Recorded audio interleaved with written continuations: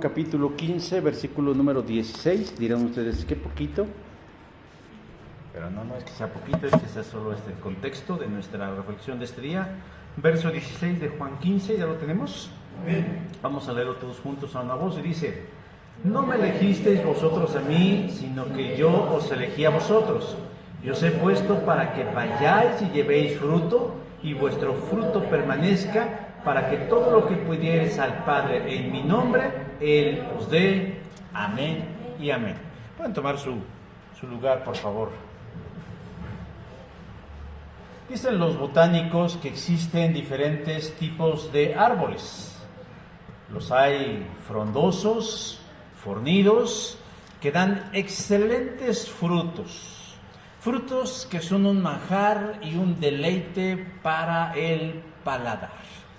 Pero además del delicioso sabor de sus frutos, provee de nutrimentos y vitaminas a quienes los consumen. Hay un segundo tipo de árboles que crecen bastante también en tamaño, pero no suelen ser ni tan frondosos ni tan fornidos como los primeros. Y los frutos que producen pues no son tan jugosos y dulces, son de mediana calidad. Existe un tercer tipo de árbol que tampoco se desarrolla mucho, es más pequeño, es relativamente más pequeño, que apenas si da algunos frutos por ahí, pero generalmente no son comestibles, puesto que su sabor es bastante ácido. Que cuando las personas los llegan a consumir o cuando alguien los llega a consumir, generalmente escupen el fruto o el bagazo. Y hay un último tipo de árbol que no se desarrolla en lo absoluto y prácticamente no produce ningún fruto. No sabemos por qué razón, pero simplemente están ahí. Su existencia es vana y pareciera que lo único para lo que sirven es para dar un poco de oxígeno al planeta. La vida del creyente puede compararse con alguno de estos tipos de árboles que acabo de mencionar, en función de su calidad y de la cantidad de fruto que produce. Pero yo les pregunto a ustedes, luego de esta breve y superficial descripción de los diferentes tipos de árboles, ¿en qué categoría se ubicaría usted? ¿Sería un árbol frondoso, grande, robusto, que produce frutos jugosos, grandes, deliciosos, ricos en nutrimentos, vitaminas y minerales? ¿O sería un simple arbusto que ocasionalmente da hojitas, que no da ningún fruto, que raquíticamente se sostiene con el paso de los años? Déjeme decir que todos hemos sido llamados en Cristo para algo. Nadie está de oquis en el mundo. Ninguno de nosotros estamos a ver qué sucede de este lado de la eternidad. Por eso cuando nuestra vida cristiana es estéril, es decir, donde no pasa nada, donde sencillamente no ocurre nada, yo quisiera pensar que usted experimenta un sentimiento de improductividad, de esterilidad o de vacío. Y si no es así, pues déjeme decir que entonces usted está muerto. Pero si usted en verdad ve en su vida cristiana que nada más no pasa nada, sería natural que usted experimente estos sentimientos de vacío y de sinsentido. Dios, cuando terminó casi su creación, es decir, en el sexto día, se dijo a sí mismo y vio Dios que lo que había creado era bueno. Génesis 1:25, ya lo he dicho muchas veces. Y le pareció entonces a él que todo lo bueno que él hizo sería demasiado egoísta que únicamente él, en su naturaleza trina, lo disfrutara. Y entonces tomó la sabia decisión de crear a alguien, amén del resto de las otras criaturas, con quien compartir lo bueno de su creación. Y entonces se dijo nuevamente a sí mismo: hagamos al ser humano. Versículo 26 del capítulo 1 del Génesis. Y Dios nos hizo. Y Dios nos creó. Y Dios nos formó. y pese al lo chocante que le pueda parecer a algún animalista, nos colocó, como la corona de la creación, para que bajo su guía nosotros disfrutáramos de todo lo creado que Él había colocado en este planeta. Pero también, aunado a todo esto, Dios quiso darnos tareas específicas que realizar. Si no nos dejó simplemente a que nos acostáramos y nos rascáramos el ombligo o entre los dedos de los pies y viéramos pasar la eternidad. Dios esperaba que la vida no únicamente fuera divertida, que no únicamente tuviera un carácter lúdico, sino que también asumiéramos algún tipo de responsabilidad. Porque a todo derecho y privilegio siempre debe ir junto con una responsabilidad. Aquí entre paréntesis, por eso los animales no tienen derechos, porque ellos no tienen responsabilidad. Pero nosotros que somos seres de la primera naturaleza divina, tenemos responsabilidades porque tenemos derechos o privilegios delante de Dios. ¿Y qué significa esto? Que Dios, además de crear todas las cosas para nuestro bien, fuimos creados en Cristo Jesús, dice San Pablo en su carta a los Efesios, capítulo 2, verso 10, para buenas obras. Él nos creó para hacer el bien, acciones que serían el resultado natural de estar en comunión con Dios.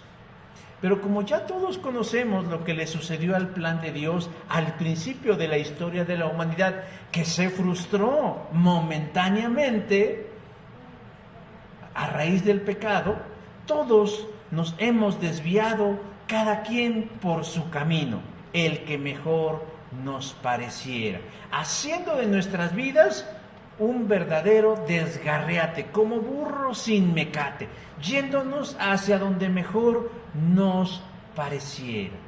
Así pues, alejados de Dios, literalmente la humanidad ha estado desperdiciando su vida. Pero solamente cuando llegamos a Jesús, por gracia de Dios, que nos ha salvado, podemos decir que hemos recuperado mucho de la cordura en nuestra vida y en el sentido, y hemos vuelto al camino del propósito eterno de hacer algo bueno con nuestra vida, porque fuimos creados para buenas obras. Pero hermanos, tenemos con tristeza que reconocer algo, que el cristianismo, la fe cristiana está en crisis. Y parte de esa crisis es que aún con lo que yo acabo de mencionar, muchos creyentes en Jesús están extraviados.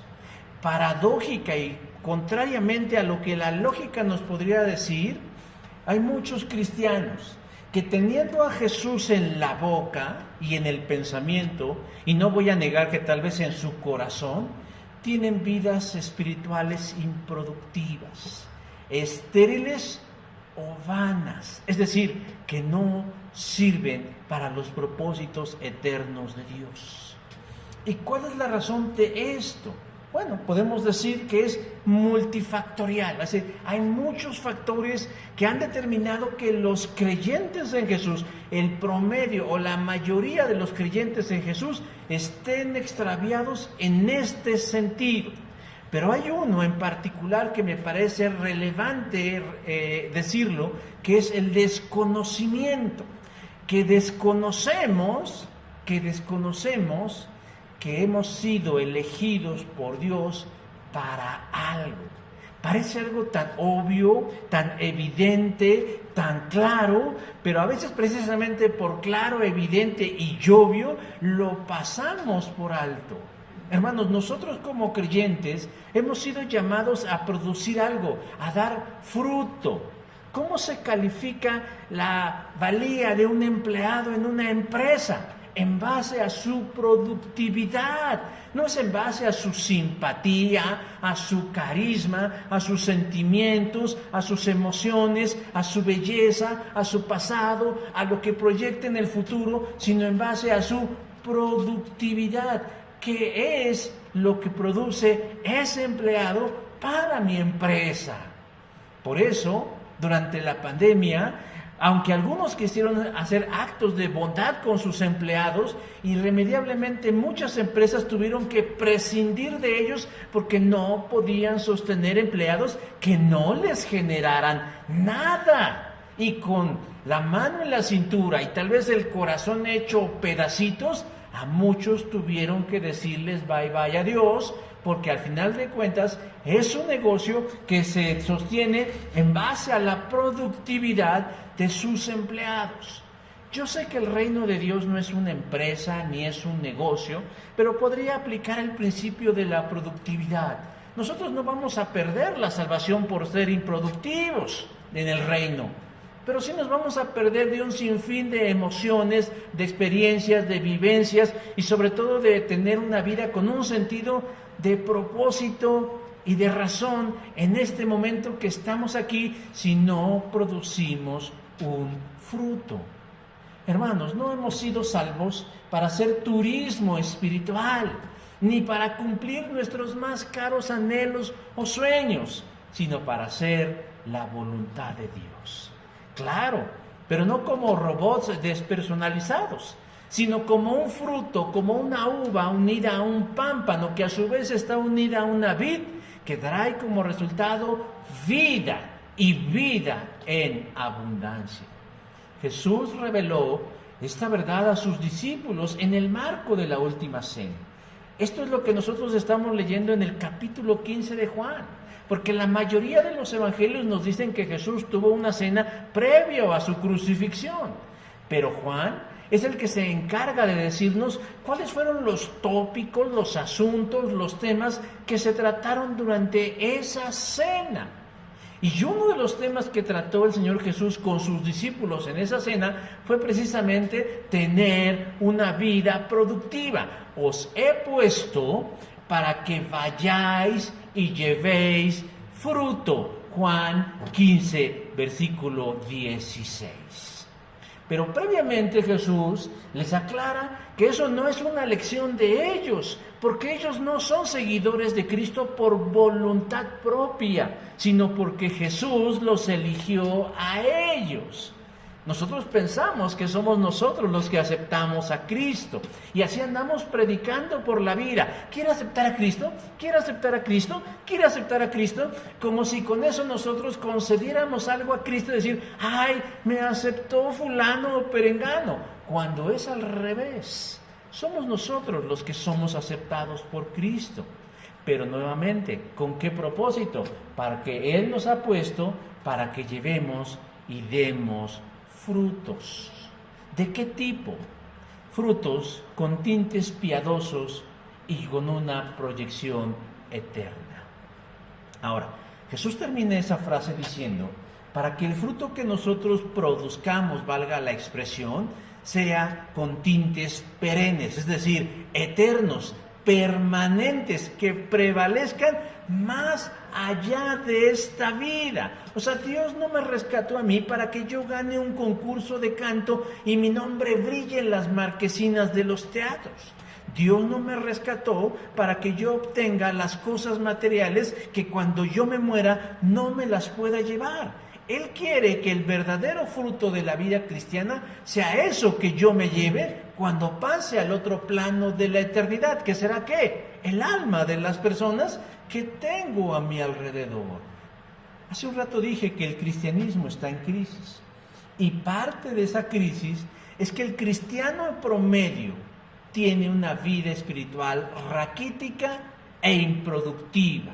De ahí, hermanos, que podríamos explicar el desánimo en las iglesias y la ausencia en ellas, porque la gente entonces no le ve sentido a las cosas. Pero el problema no es la iglesia, el problema no es la estructura o la superestructura que es la fe, sino en realidad es que no han encontrado cómo ser cristianos productivos. Y yo quiero en esta hora, ya de la tarde, mencionarle 3 frutos que el creyente debe producir en su vida cristiana, valga la redundancia. 3 frutos que nosotros de manera natural y con un poquito de disponibilidad podemos hacer que produzcamos en nuestras vidas y que al final del día y al final de la vida nosotros podamos sentirnos contentos y decir, wow, valió la pena haber vivido esto de la mano de Jesús. El primer fruto que nosotros debemos producir en nuestra vida, si queremos ser cristianos productivos, es el fruto del Espíritu Santo. Gálatas capítulo 5, versículo 22 nos dice, mas el fruto del Espíritu es. Pablo está escribiendo con cierta urgencia una carta a las iglesias de la región de Galacia, porque ahí hay un problema, un grave problema. Y es que un grupo de creyentes cristianos de trasfondo judío quiere, valga la expresión, judaizar la fe de los creyentes. Ellos llegan a la iglesia y como en la inmensa mayoría de los integrantes no son judíos sino gentiles, es decir, que no tienen antecedentes, historia, vínculo, relación con el judaísmo y por lo tanto son gentiles, de pronto llega un grupo de cristianos convertidos, un grupo de judíos convertidos al cristianismo y les dicen, ¿qué creen? Que la sola fe en Jesús no es suficiente para la salvación. Ustedes no solamente son salvos por la fe en Jesús, sino que necesitan algo más, requieren un extra, requieren algo más. ¿Y saben qué es? Que tienen que guardar, tienen que regirse bajo las ceremonias, bajo los rituales y los mandamientos de la Torá judía, es decir, la ley de Moisés. Y parece que están teniendo éxito, porque en una parte de su carta Pablo se refiere a los gálatas como insensatos. ¿Por qué? Porque en verdad ellos estaban haciéndole caso a esos judíos, a esos cristianos judíos, y estaban adoptando las costumbres judaicas de circuncidarse, de guardar el sábado, de no comer carne de cerdo, y etcétera, etcétera, etcétera, etcétera. La palabra de la que traducen insensatos es una palabra con tintes negativos que alude más bien a la falta de inteligencia o que es una persona que se deja guiar por sus sentidos. Por eso algunas traducciones de la Biblia, menos ortodoxa que la Reina Valera, traduce como, oh Gálatas estúpidos. O sea, son unos idiotas, unos imbéciles. ¿Por qué? Porque no están pensando con el razonamiento de Cristo, sino que se están dejando llevar por sus sentidos, que en este caso es lo que escuchan. La reprensión de Pablo va con la intención de llamar la atención de ellos, no de ofenderlos, porque los está cuestionando en el por qué cambian la verdad de Cristo, por qué cambian la libertad de Cristo por las reglas de sujetarse, por sujetarse a las reglas de la carne. Y entonces Pablo empieza a hacer una distinción muy clara y objetiva de lo que es vivir en la carne y de lo que es vivir en el Espíritu. Y él empieza a dar una lista no exhaustiva de lo que es vivir en la carne. Dice, la evidencia de vivir en la carne: adulterio, fornicación, inmundicia, lascivia, idolatría, hechicería, enemistades, pleitos, celos, iras, contiendas, disensiones, herejías, envidias, homicidios, orgías y cosas semejantes a esta. Gálatas 5, del 19 al 21.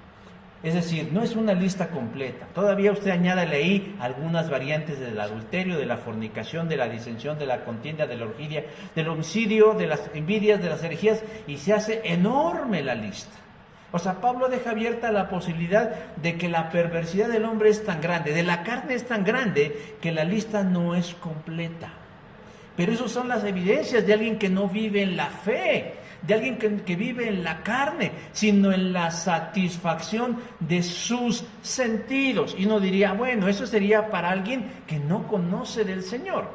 Pero déjeme decir que hay otros tipos de gente carnal que vive en Cristo, es decir, los carnales de closet, los que todavía no se asumen como que son carnales, aunque en la apariencia parecen ser cristianos. Sí, en las iglesias hay muchos, hartos, más de los que quisiéramos. porque asisten con frecuencia a una congregación, parecen consagrados, conocen los cantos, saben manejar la Biblia y mueven y manejan adecuadamente el lenguaje cristiano con sus clichés y todo. Hermano, hermana, unción, poderoso, bla, bla, bla, bla, bla, no sé qué. Pero en realidad, en el fondo, son quienes se dejan guiar por sus sentidos. ¿Cómo? Pues brincan de una congregación a otra, están buscando experiencias, buscan sentir y dicen expresiones como: es que aquí yo no siento el Espíritu de Dios, es que yo aquí no siento que Dios esté obrando. Pero si lo que están buscando es sentir, déjame decir que esas personas son contrarias a la fe y andan primordialmente en la carne. Esas son las obras de la carne. Y casi inmediatamente que Pablo menciona las obras de la carne, menciona el fruto de andar en el Espíritu: amor, gozo, paz, paciencia, benignidad, bondad, fe, mansedumbre y templanza. Versículos 22 y versículo 23 de Gálatas 5. Yo no sé si ustedes se dan cuenta, aunque ya lo he repetido varias veces, pero suele pasar inadvertido la manera en cómo están descritos unos y otros. Porque por un lado nos habla de los frutos de la carne y por el otro lado nos habla del fruto del Espíritu. Cuando Pablo menciona los frutos o evidencias de la carne, lo hace de la siguiente manera. Verso 19 dice: y manifiestas son las obras de la carne. Verso 19. ¿Se da cuenta? ¿Cómo está escrito? En plural. Manifiestas son las obras de la carne. Mientras tanto, cuando habla del Espíritu, lo hace de la siguiente manera: mas el fruto del Espíritu es, verso 22, está escrito en plural. ¿Por qué esta diferencia? El asunto es más que semántica o redacción. Tiene que ver con algo muy importante. Pablo hace esta distinción, como ya lo vimos, porque los frutos de la carne son muchos: homicidios, contiendas, celos, bla, bla, bla. Son muchos frutos, son muchas las evidencias. Y sería prácticamente imposible que una persona los tuviera todos. Si una persona tuviera todos los frutos de la carne, bueno, la verdad es que sería el anticristo personificado.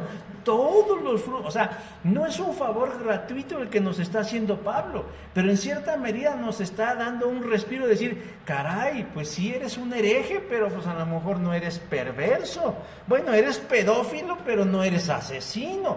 Bueno, sería tanto como decir: ¿de qué se quiere enfermar usted?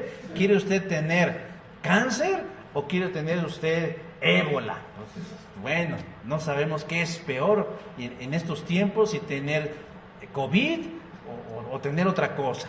Pero lo que está diciendo Pablo es que los frutos de la carne son muchos, son bastantes, y la persona por sí misma no puede tenerlos todos. ¿Cómo nos dice un viejo refrán que recitaban las abuelas? Hay que ser cochinos, pero no tan trompudos. O sea, se vale que de pronto tuviéramos por ahí alguna perversión, pero no todas. En contraste, cuando habla del fruto del Espíritu en singular, Pablo no está ni reduciendo ni minimizándolo diciendo en uno solo, sino que nos describe que es un privilegio y una gran responsabilidad ser un hijo de Dios. ¿Por qué? Porque cuando yo recibo el Espíritu de Dios, no lo recibo ni a plazos fijos, ni en planos chiquitos, ni a pedacitos, sino totalmente. De tal forma que Dios ha colocado en mí la capacidad de manifestar el amor, el gozo, la paz, la paciencia, la benignidad, la bondad, la fe, la mansedumbre y la templanza. Es decir, yo como cristiano, si tengo amor, tengo gozo. Y si tengo gozo, tengo paz. Y si tengo paz, tengo benignidad. Y si tengo benignidad, tengo templanza. ¿Sí se está notando la diferencia? Que cuando andamos en el Espíritu, es menester que nosotros experimentemos las 9 características del Espíritu Santo, a que cuando andamos en la carne, experimentemos las más de cientos de manifestaciones del mal. Pero a lo que yo voy, hermanos, es que ya sea que estemos en Dios o estemos fuera de Dios, nosotros vamos a producir algo. Pero el Señor desea en sus hijos, en su familia, en su iglesia, en su congregación, que lo que debe manifestarse, hermanos, es el fruto del Espíritu. Si nosotros hemos nacido de nuevo, si nosotros hemos nacido en Cristo, nosotros tenemos disposición a Cristo. Y por lo tanto, empezamos a conducir nuestra vida con la manifestación del fruto del Espíritu. Ahora, le voy a decir algo que debe ayudarlo a descansar. Yo sé que en este sentido, pareciera que los zapatos que tenemos que llenar son muy grandes. Ni usted, ni yo, ni nadie tenemos la capacidad de producir por nuestras propias fuerzas, con nuestros propios recursos, el fruto del Espíritu.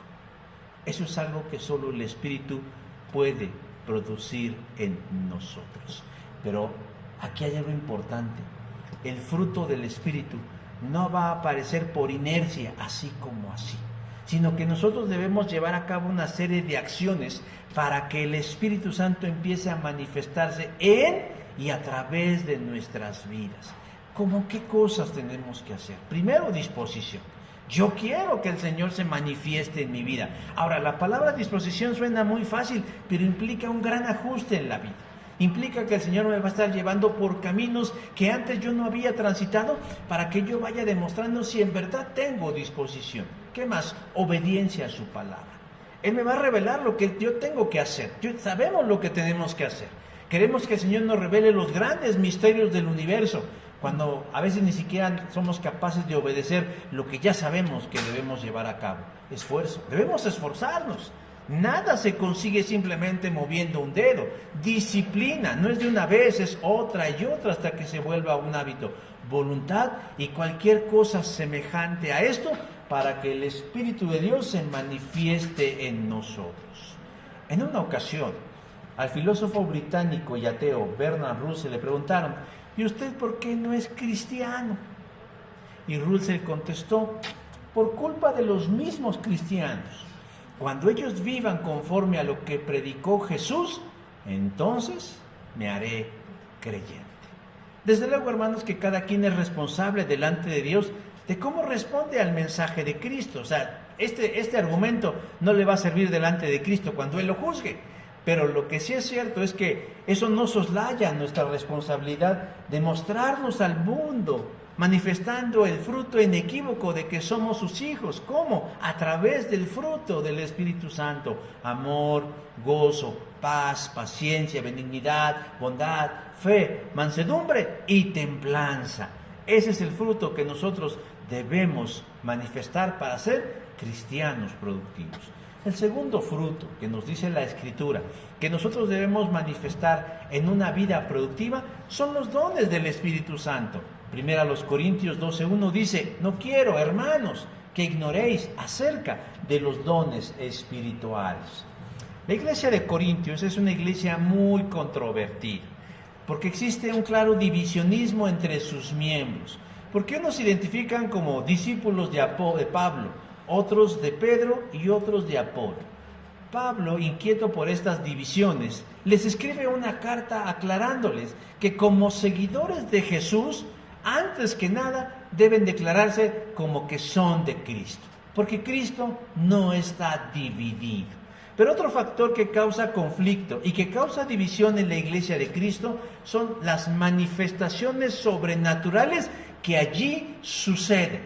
¿Qué son esas manifestaciones sobrenaturales que allí están sucediendo? Son los dones del Espíritu Santo. ¿Qué son los dones espirituales? ¿Son acaso lo mismo que yo acabo de mencionar? Porque hay gente que lo confunde. Amor, no son lo mismo. Aunque provienen de la misma fuente, no son lo mismo. No son lo mismo.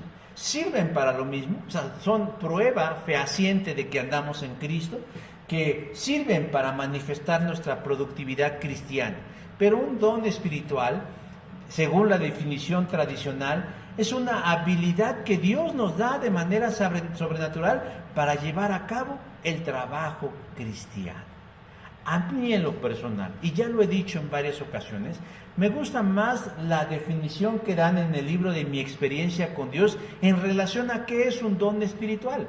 Un don espiritual, según el libro de Mi experiencia con Dios, es Dios mismo, el Espíritu de Dios mismo, dándose a nosotros, proveyéndonos de habilidades sobrenaturales para cumplir el plan de Dios. Cuando usted llega a Jesús,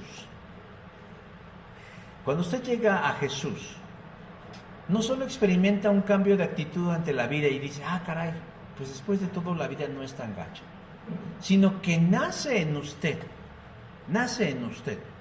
el deseo de integrarse a la familia de Dios, que es la iglesia. Y ya estando en una iglesia, nace en usted de manera natural el deseo de servir de manera cristiana a través y en la iglesia. Esto, hermanos, es y viene de Dios. Dios nos creó para hacer el bien, según Efesios 2:10, creados en Cristo Jesús para buenas obras. Dios nos creó para hacer lo bueno. ¿Y qué es lo bueno? Todo aquello que redunde en el establecimiento del reino de Dios allí donde estoy. El Señor me ha salvado para hacerle el bien a mi prójimo. ¿Y cómo le voy a hacer el bien a mi prójimo? ¿Cómo puedo hacerlo? Bueno, a través de los dones espirituales. Dios me va a dotar a mí de habilidades sobrenaturales para cumplir su plan perfecto. Dios tiene un plan, Dios tiene una estrategia, una metodología, una logística ya determinada. Y a nosotros nos corresponde ser la mano de obra calificada para llevar a cabo el plan de Dios. Pero ¿cómo podemos ser nosotros suficientemente calificados para hacer la obra de Dios? Bueno, de dos fuentes fundamentales. La primera, a través de los talentos o habilidades inherentes de nosotros, es decir, aquello con lo que nacemos.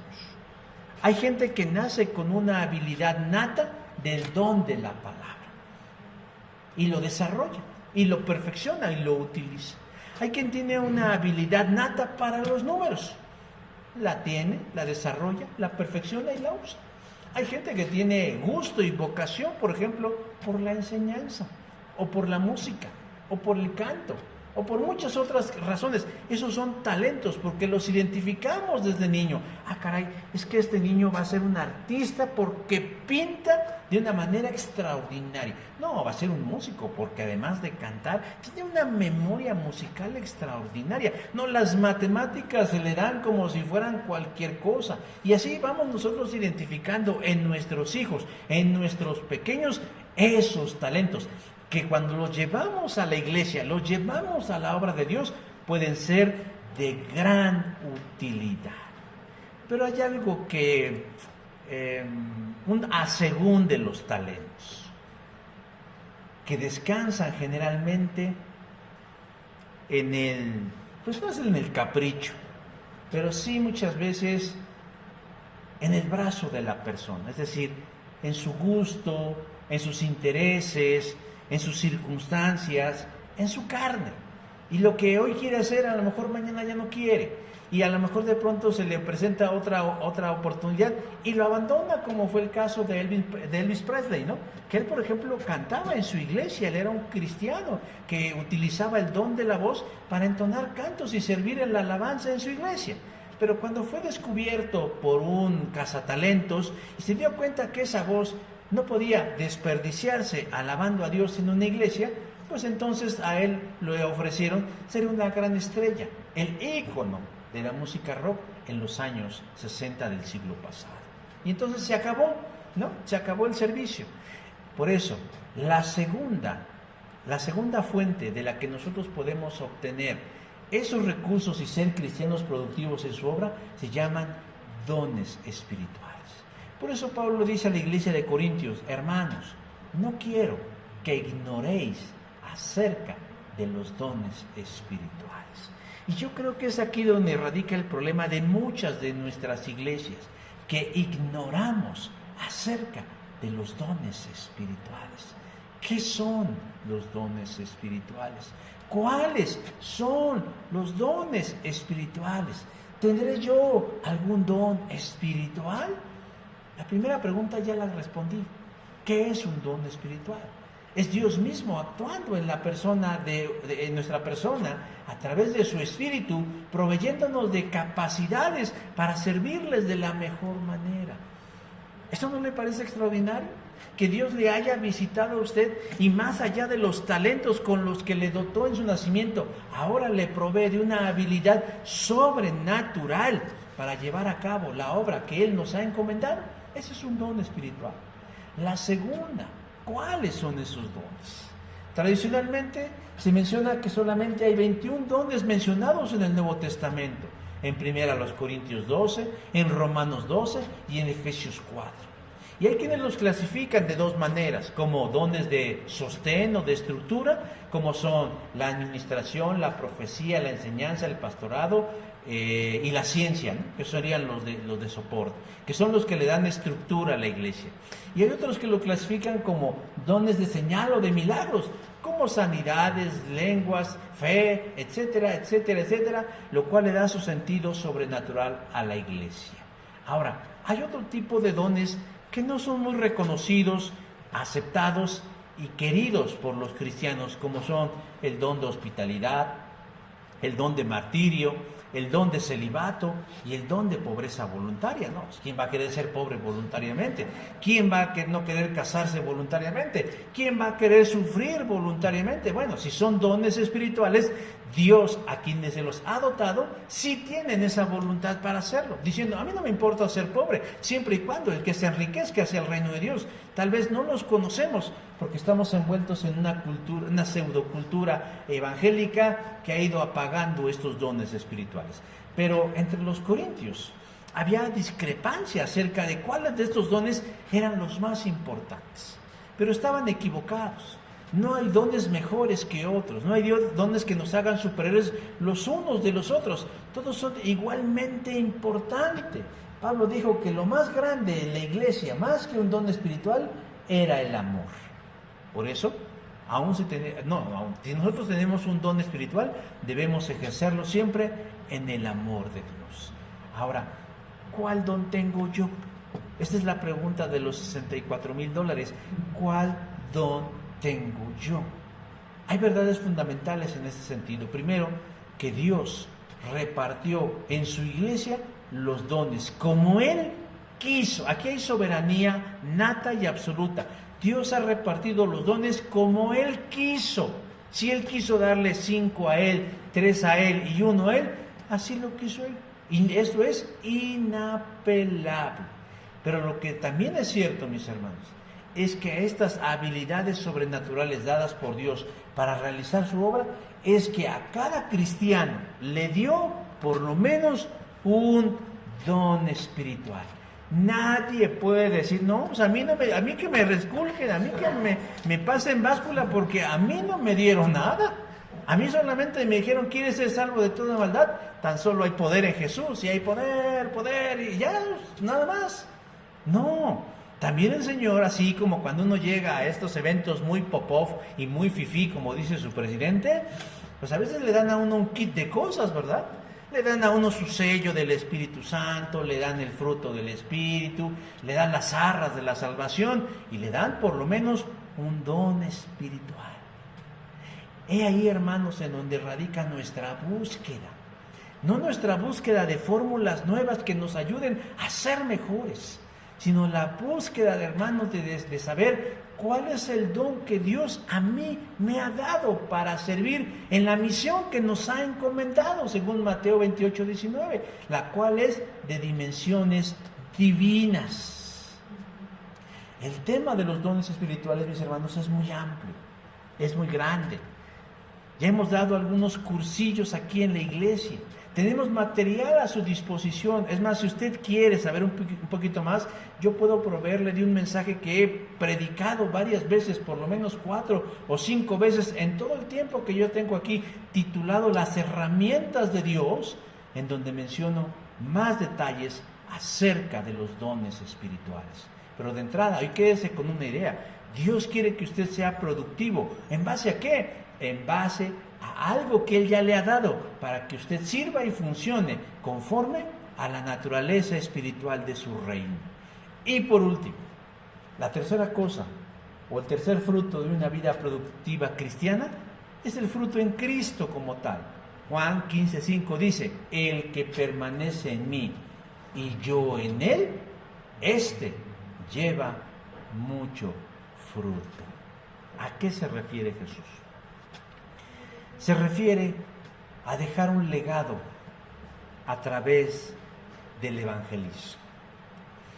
Cuando se habla de evangelismo, lamentablemente el mundo evangélico, aquí no es redundancia, o el mundo evangélico, lo ha hecho de manera muy superficial y reduccionista, porque muchos entienden el evangelismo como la mera transmisión de un mensaje y ya.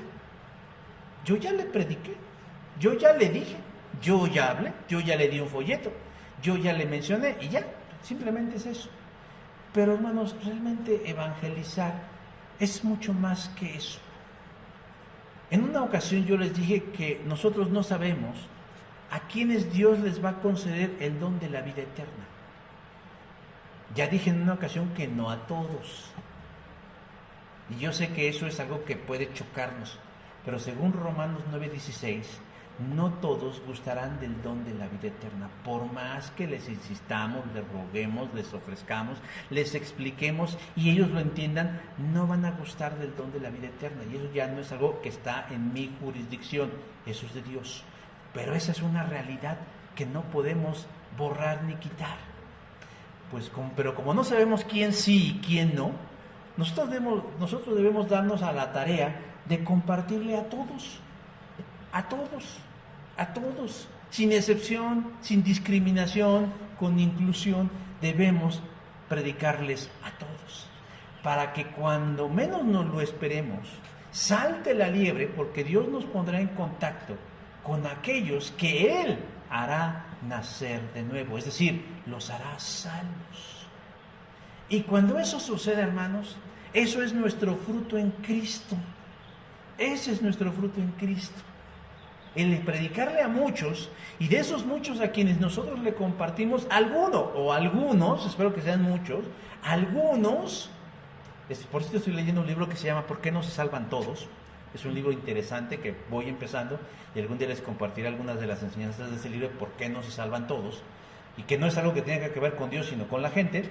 Pero cuando les compartamos y alguno de esos que se salven, nosotros podemos decir, estoy produciendo un fruto y estoy dejando un legado en esa persona, no simplemente un mensaje cognitivo que tenga que trabajar en su cabeza, sino una nueva forma de vivir. Cuando nosotros, hermanos,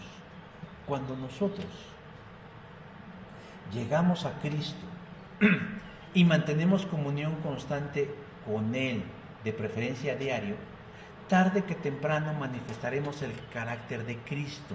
Ese será nuestro primer fruto, el fruto del Espíritu. De eso, hermanos, se desprenderá que nosotros queramos integrarnos e interesarnos en servir en su iglesia en el extendimiento de su reino. Y entonces, usando los dones espirituales, y entonces tendremos nuestro segundo fruto. Pero como tercer fruto, hermanos, que es resultado de lo anterior, es cuando nosotros estemos en contacto con personas que necesitan la salvación. Dios nos usará para que estas personas no solamente lleguen a Cristo, sino continúen su legado en Cristo. Por la situación que estamos viviendo hoy en día de crisis en las iglesias, yo ya estoy dudando de la salvación de muchos que están en las iglesias cantando. Porque una cosa es cantar y otra cosa es ser un cristiano productivo. Y un signo de un cristiano productivo es aquel que continúa el legado de Jesús en la vida de otros. Por eso Jesús les dice, el que permanece en mí y yo en él, este lleva mucho fruto. Esto implica un gran privilegio, hermanos, estar en Cristo, pero también conlleva una enorme responsabilidad, producir un fruto. Cuando una pareja se junta, se une en matrimonio, es natural que decidan tener prole. Esa es la idea del matrimonio. La palabra matrimonio viene de matriz, la idea de procrear una familia, de crear una prole. Por eso muchos de los grupos conservadores están en contra del matrimonio entre personas del mismo sexo, no por las cosas que puedan hacer entre ellos en la intimidad. Eso no debiera interesarnos ni preocuparnos, su cuerpo, su decisión, sino la idea de que ellos, por su misma naturaleza y su misma biología, no pueden procrear. No cuaja por ahí. No se puede. Una mujer con una mujer no pueden tener un hijo, y un hombre con un hombre no puede. Por eso lo suyo no se puede llamar matrimonio. Pero bueno, ese es otro tema. Lo que yo estoy diciendo es que cuando una pareja en condiciones naturales y biológicamente específicas deciden juntarse, lo hacen porque quieren estar juntos y por tener descendencia. Y lo hacen así. Entonces, esa pareja lo desea y tiene descendencia. ¿Y cómo se le llama eso? Proceso natural.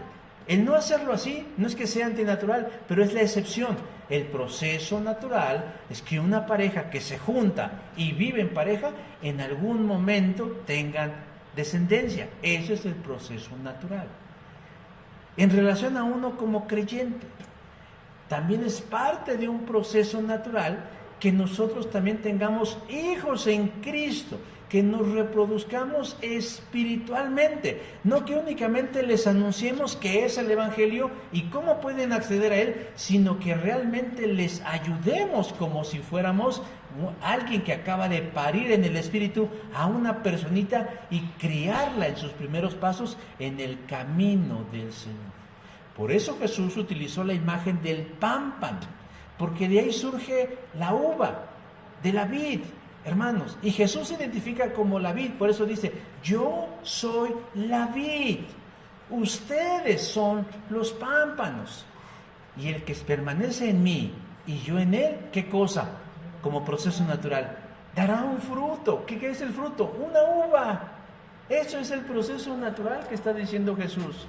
Si este proceso natural no se está dando, algo malo está sucediendo en mí. O no estoy pegado a la vid, que es la que me nutre, o los frutos que yo estoy produciendo son defectuosos, porque a lo mejor no son realmente productos de mi andar en Cristo.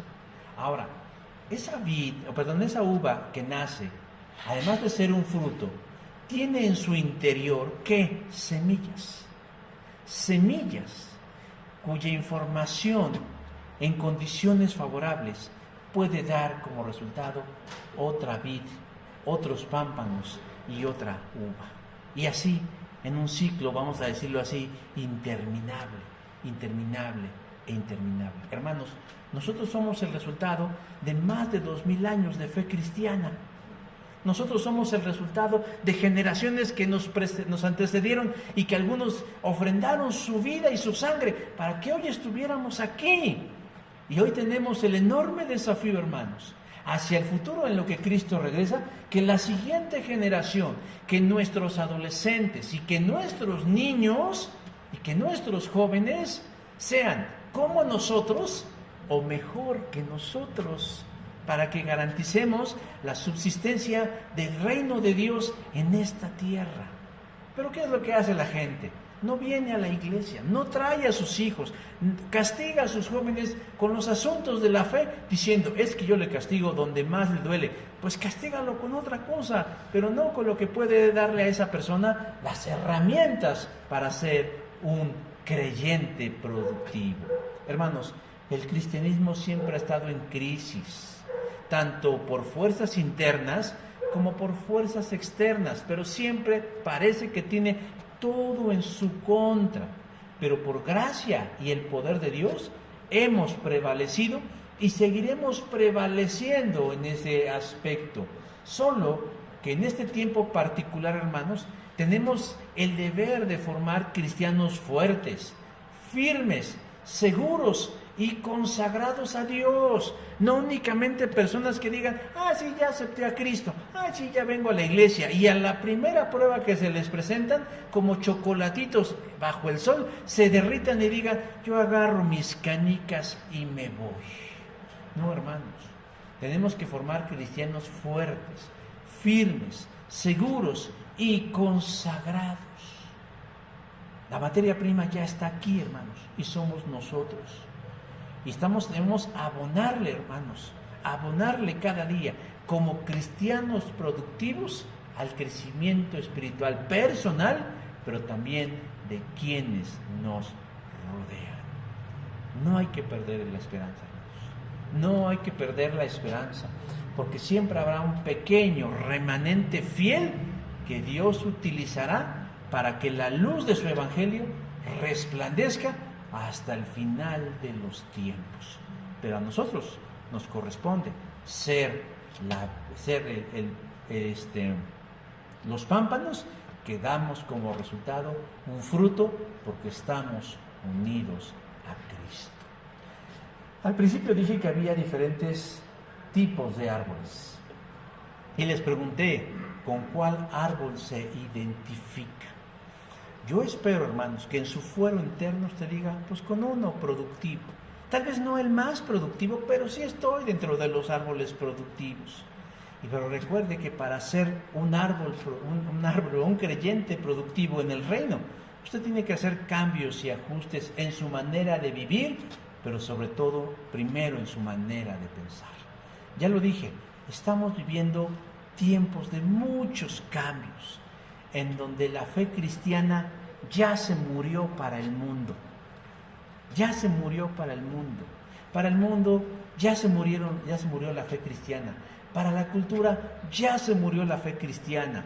Para la economía ya se murió la fe cristiana. Para la ciencia ya se murió la fe cristiana. Para el arte, hermanos, ya se murió la fe cristiana. Por lo tanto, hoy necesitamos cristianos con una naturaleza distinta a la que fueron nuestros ancestros. Se requieren cristianos que ya no vean en la fe una conveniencia, un interés. Hazte cristianos y tus problemas se resolverán. No, ya no necesitamos cristianos que vengan buscando eso. No, necesitamos cristianos que abracen la cruz de Cristo, aunque no obtengan un beneficio ni pronto ni inmediato, sino que estén dispuestos a luchar en un mundo donde ya no tenemos un lugar, donde ya no cabemos y donde la sociedad cada vez más y más nos está aplastando. Pero la promesa, hermanos, es que nosotros debemos ser cristianos productivos a la luz del Evangelio de Jesús. Amén.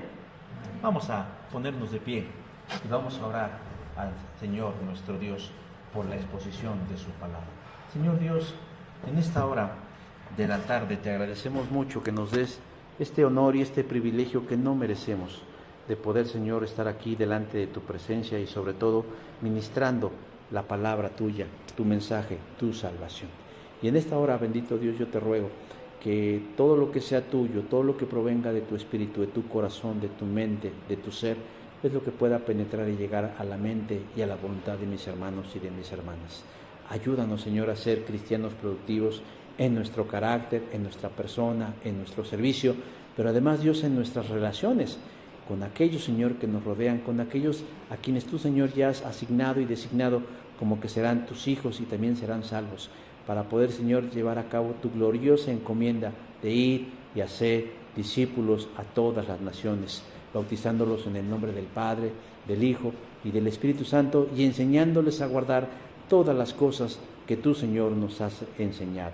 Ayúdanos pues a hacerlo de la mejor manera, para que nuestra vida tenga sentido y propósito, y nosotros al terminar cada día, cada jornada, cada reunión, cada actividad, cada cosa que hacemos, Señor, podamos sentirnos satisfechos y decir: Señor, cumplimos con nuestro propósito por el cual y para el cual tú, Señor, nos has rescatado.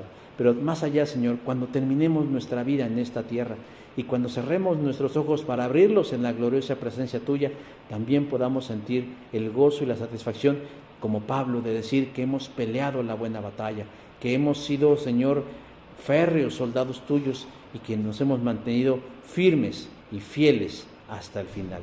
Te damos gracias, Señor, y te bendecimos hoy y siempre por Cristo Jesús, nuestro Salvador.